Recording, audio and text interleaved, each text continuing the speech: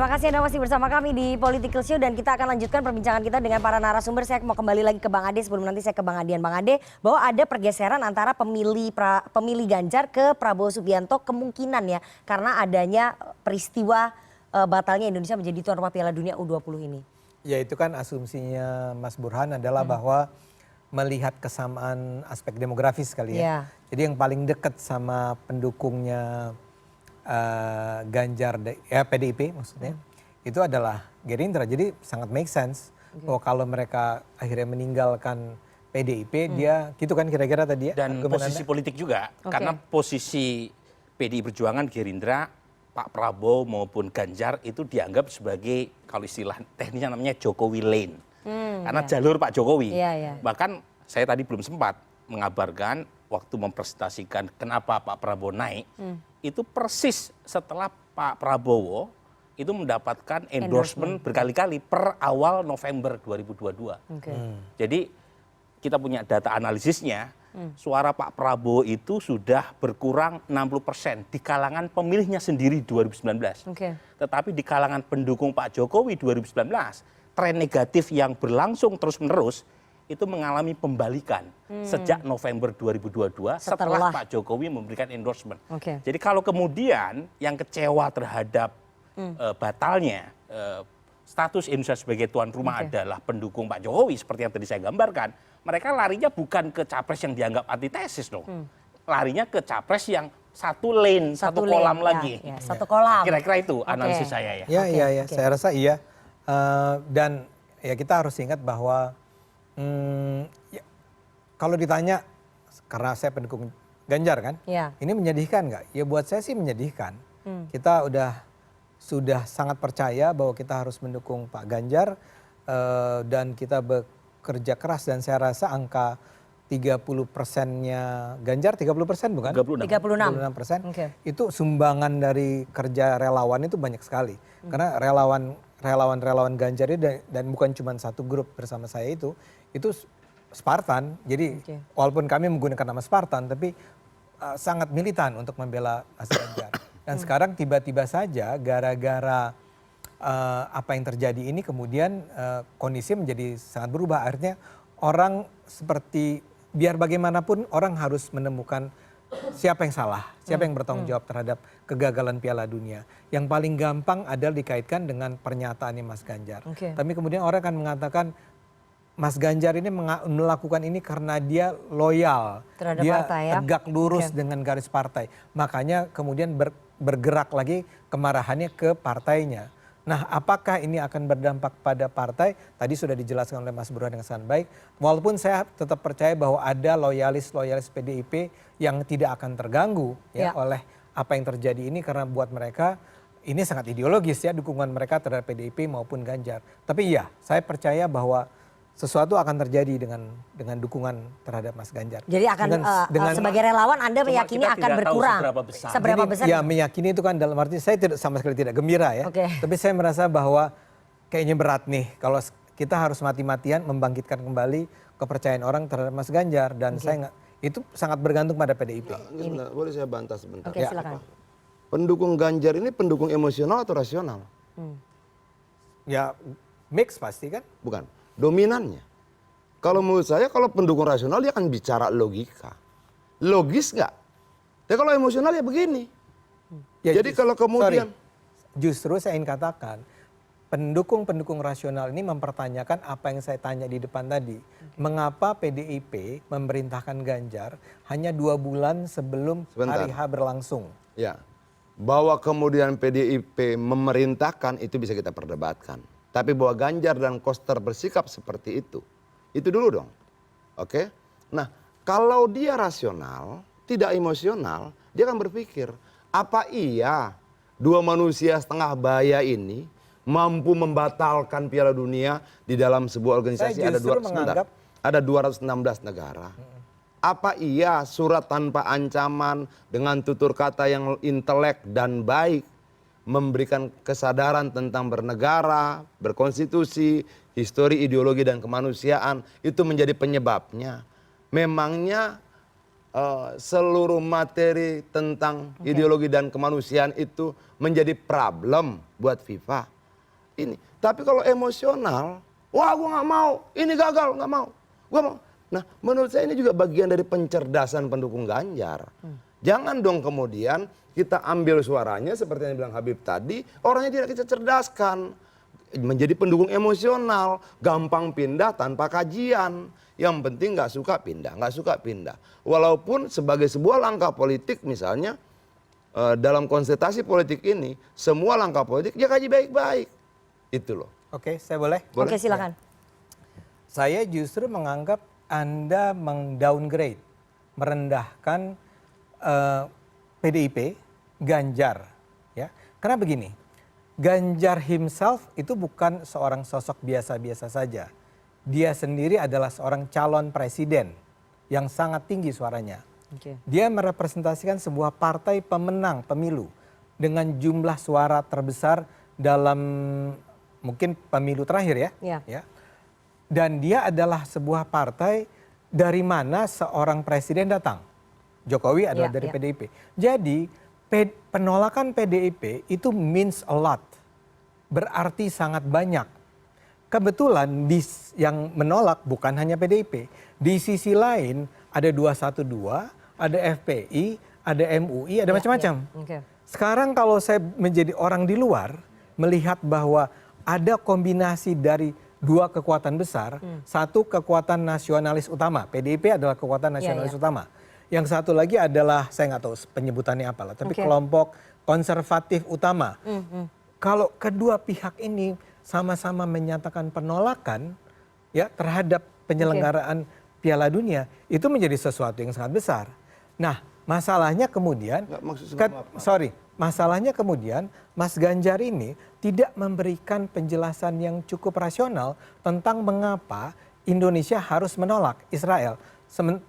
Kan tadi saya katakan, kenapa tinggal 2 bulan sebelum acara ini berlangsung baru bicara penolakan PDIP ini. Kenapa sebelumnya yang paling gampang berbagai diskusi sudah mengingatkan Kenapa ini. nggak ngomong sebelum-sebelumnya berdiskusi? Ini salah satu yang paling penting. Ada parliamentary union, interparliamentary union di Bali. Mas Ganjar nggak bersuara tahun gitu. lalu bukan PDIP bahkan tidak bersuara. Bahkan ketika itu Ibu Puan adalah ketua sidang, ketua komisi kalau tidak salah. Dan tidak ada penolakan sama sekali. Buat orang yang berpikir secara rasional, ada sesuatu yang sangat mengganggu dari apa yang sedang terjadi. Justru saya ingin mengatakan, justru karena para pendukung Ganjar ini adalah orang-orang rasional, mereka akan berpikir panjang tentang apa yang sebetulnya terjadi dengan Ganjar, mengapa dia sedemikian mudah untuk tiba-tiba mengatakan penolakan. Oke, silakan. Ya, kalau kemudian yang Bung Ade sampaikan itu menempatkan Ganjar dan Koster tidak menjadi insan politik mandiri. Yang dia juga pada saat yang sama menjadi kepala daerah. Anda kan ingin sampaikan bahwa langkah dia, pernyataan dia, kalimat dia disetir. Dia adalah boneka. Nggak bisa dong. Anda yang merendahkan Ganjar. Artinya bahwa kita harus percaya. Mau dari manapun masukannya, dia mengambil keputusan itu dan kesadaran full. Kesadaran pada kalimat, terhadap dampak, resiko, dan sebagainya. Artinya memang kenapa kalian mau memperjuangkan Ganjar sebagai presiden? Karena keyakinan itu. Jangan kalian downgrade dong. Bahwa seolah-olah dia bisa ngambil keputusan dan tidak sadar resiko. Dia bisa ngambil keputusan dan ternyata gue cuma diperalat. Nggak bisa dong. Itu loh. Jadi dia harus sadar penuh dengan segala resikonya. Dan kita tidak bisa bicara politik itu selamanya sama.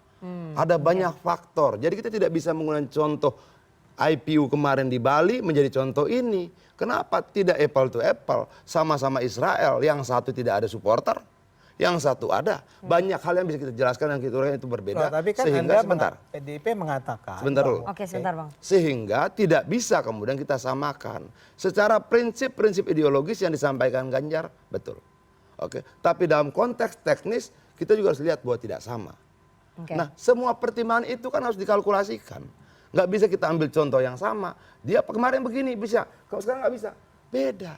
Nah kalau kemudian kita berpolitik dengan cara seperti itu, menutup sekian ratus faktor lain, ya salah dong. Nggak bisa. Sebelum saya berlanjut ke topik selanjutnya. Ini yang justru mengecewakan kami. Kami sebetulnya berharap Ganjar itu akan menjadi seorang yang punya kedaulatan atas dirinya. mengambil keputusan secara tegas berdasarkan pertimbangan-pertimbangan rasional dia. Ini yang nampaknya tidak terjadi, ya. Dari apa yang misalnya diberitakan oleh media, dari apa yang terjadi, terlihat sekali bahwa Ganjar ini mengambil keputusan untuk menyatakan sikapnya tentang Israel itu setelah keluarnya instruksi dari Bu Mega. Ya. Jadi mengatakan bahwa instruksi itu nggak bisa diperdebatkan loh. Ya, itu bisa diperdebatkan. Tentu saja semua yang Anda katakan juga tadi bisa kita perdebatkan. Bukan, artinya siapa yang mengatakan ada instruksi itu? Jadi tidak ada instruksi dari partai kepada Mas Ganjar, kepada Pak Koster. Itu pertanyaan penting. Bukan, apa buktinya? Apakah kemudian Ganjar dipanggil, diperintahkan atau bagaimana?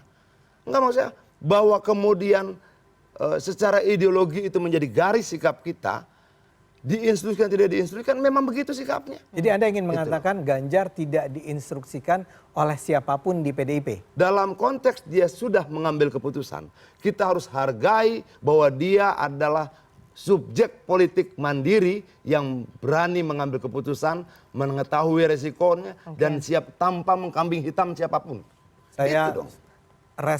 Saya mundur karena itu adalah sesuatu yang sama-sama tidak kita ketahui. Apakah dia melakukan itu atas dasar instruksi? Kesan saya sih dari apa yang ditulis oleh media massa adalah seperti itu, Bung. Mungkin saya salah, tapi yang kita kira-kira, yang saya dengar, tapi begini loh maksudnya. Dia mengambil keputusan untuk berbicara. Koster mengambil keputusan untuk menulis surat. Adalah keputusan sadar. Jangan kami hitamkan bahwa kemudian informasinya dari Habib, informasi lain dari elu, boleh-boleh saja. Tapi dia putuskan, oke, saya lakukan. Tapi memang posisi Ganjar sangat problematis di sini. Kalau misalnya ditafsirkan statement Ganjar atau Pak Wayan Koster keluar setelah ada instruksi, ditafsirkan ya, ini lepas apakah betul atau tidak ada instruksi, itu juga merugikan Ganjar kredibilitasnya. Karena seolah-olah Ganjar mengeluarkan statement setelah ada instruksi, tidak independen. Tetapi kalau kemudian dia tetap bersikukuh mengeluarkan statement tanpa diinstruksikan oleh siapapun, lepas itu masuk akal atau tidak masuk akal, itu juga merugikan. Karena bagaimanapun publik kemudian menyalahkan 100% ke Ganjar. Kalau misalnya pernyataan itu dilepaskan dari konteks misalnya ada atau tidak instruksi dari partai. Tapi masuk di akal tidak bahwa dia mengeluarkannya atas dasar pertimbangan dia sendiri? Saya sih nggak yakin. Sebentar dulu. Gini, makanya perdebatan kita jangan ke arah itu, tapi pada materi pernyataannya. Apa bisa nggak sih kita didik rakyat dengan materi pernyataannya, bukan pada raba-raba ini disuruh nggak ya, berapa persen nyuruhnya, tidak. Materinya salah nggak? Materinya itu yang jadi masalah. Bukan, salah nggak? Apakah ada unsur kebencian di dalamnya? Tidak ada. Apakah ada permintaan untuk membatalkan Piala Dunia? Tidak ada. Apakah ada unsur rasisme di dalamnya? Tidak ada. Kalau dari ini kemudian, kalau dari pernyataan atau surat yang dikeluarkan oleh Bung Wayan Koster, itu memang tidak ada. Tetapi ada statement yang dikeluarkan Pak Wayan Koster setelah surat itu dikirimkan kepada Menpora saat itu, yang mengatakan trauma atas bom Bali. Nah, kemudian dicari satu solusi, dan ini sudah melibatkan pemerintah pusat, yaitu Menpora dan Menkopol Hukam terkait solusi Piala Dunia tetap diadakan, tapi timnas Israel misalnya bermain di Singapura dan seterusnya. Tapi kan itu kemudian dibaca oleh FIFA sebagai intervensi. Karena kenapa? Karena buat FIFA adalah harus ada fair play, kemudian ada asas keadilan. Kenapa harus Israel di luar? Jadi itu yang kemudian dibaca oleh FIFA sebagai tekanan. Menurut saya, trauma terhadap bom Bali bukan cuma milik Koster, milik seluruh masyarakat Bali. Sebentar. Bahkan ini saya harus beranjak nih ke topik menurut saya menjadi trauma seluruh rakyat Indonesia. Dan jangan salah loh, Koster tidak bersurat pada siapa-siapa. Menpora. Dia bersurat pada pemerintah pusat. Di mana dia secara struktural menempatkan bahwa dia adalah subordinat dari pemerintah pusat, gubernur. Jokowi menyatakan dia menjamin dia sama sekali kita putarkan pernyataannya Pak Jokowi ya, bahwa ada perbedaan sikap. Karena menurut Bang Adian sikap politik tidak selalu sama. Nah, ini ada perbedaan sikap antara Pak Jokowi dengan PDI Perjuangan dan dengan Pak Ganjar dan juga Pak Koster. Kita dengarkan sama-sama. Jangan mencampur adukkan urusan olahraga dan urusan politik. Saya menjamin keikutsertaan Israel tidak ada kaitannya dengan konsistensi posisi politik luar negeri kita terhadap Palestina. Karena dukungan kita kepada Palestina selalu kokoh dan kuat. Dan dalam urusan Piala Dunia U20 ini, kita sependapat dengan Duta Besar Palestina untuk Indonesia bahwa FIFA memiliki aturan yang harus ditaati anggotanya. Oke, Mas Burhan, apakah kemudian perbedaan sikap ya antara Pak Jokowi ini akan berpengaruh terhadap hubungannya Pak Jokowi dengan PDIP dan juga Ganjar Pranowo? Begini ya, bagaimanapun Pak Jokowi itu partainya PD Perjuangan. Jadi kita nggak bisa mengabaikan fakta bahwa Pak Jokowi lahir dari rahim PD Perjuangan. Bahwa ada beberapa perbedaan itu suatu hal yang kita lihat. Bukan hanya dalam kasus ini, beberapa kali misalnya terjadi perbedaan antara dua faksi ini. Dan menurut saya masih dalam batas-batas yang wajar. Nah, pertanyaan menjadi menarik karena perbedaan itu makin dekat ke pesta elektoral tahun depan. Nah, apakah itu punya impact di saat yang sama Presiden Jokowi juga memberikan semacam sinyal dukungan bukan hanya ke Ganjar atau ke PD Perjuangan. Karena ketika dia menjadi presiden, bajunya menjadi lebih lebar sebelum dia menjadi presiden. Dan karenanya dia juga punya kepentingan put eggs in many basket, termasuk meletakkan telur di keranjang yang lain. Dan itu sudah diletakkan salah satunya ke Pak Prabowo. Nah, yang menarik buat saya adalah implikasi dari tafsir publik atas perbedaan yang tadi kita sebut.